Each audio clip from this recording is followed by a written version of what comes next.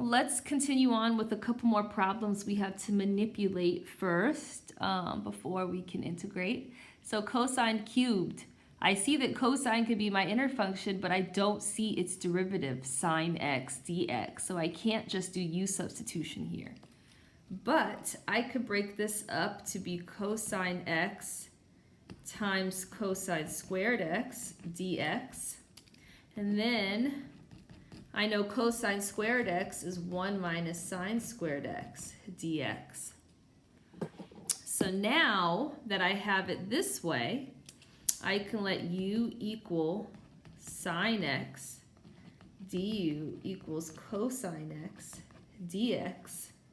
And now this integral becomes the integral of 1 minus u squared du. 1 minus u squared, I can find that antiderivative. It's u minus u cubed over 3 plus c. But remember, in this instance, u is sine x. So it's sine x minus sine cubed x over 3 plus c. And keep in mind, you can take the derivative to check your answer. Number 7, this is the integral of e to the x to the 1/3 power. When you raise a power to a power, you multiply your exponents. So this is the integral of e to the 1/3 x dx. Oops. Don't ever leave off your dx when you're integrating until after you take the derivative, or the antiderivative. So here, this is my composition. U can equal 1/3 x. So du equals 1/3 dx. There is no 1/3, I only see dx.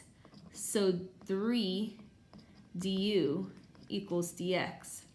So this becomes 3 times the integral of e to the u du. Well, what's the antiderivative of e to the u? It is e to the u plus c. So this is 3e to the 1/3 x plus c.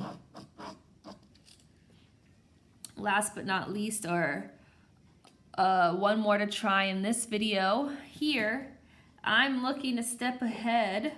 I see that my denominator could possibly be u, x squared plus 4x.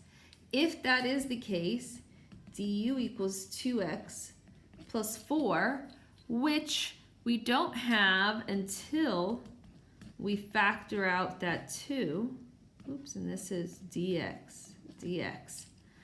So this, we have an x plus 2 dx. So du over 2 equals x plus 2 dx. So that's our numerator. Here's our denominator.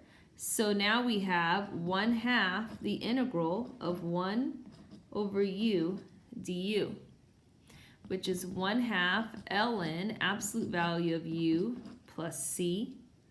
Remember that this is really an exponent. So this is ln absolute value square root of u plus c, or ln absolute value of square root x squared plus 4x plus c.